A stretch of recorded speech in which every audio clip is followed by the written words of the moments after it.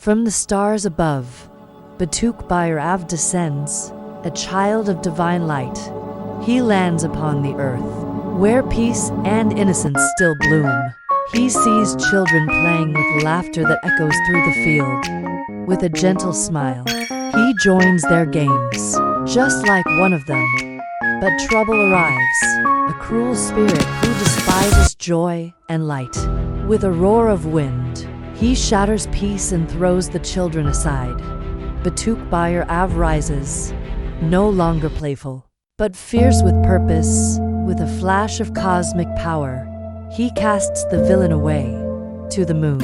He heals the children, restores the ground, and brings peace once more. As laughter returns, the divine child rises back to the stars above.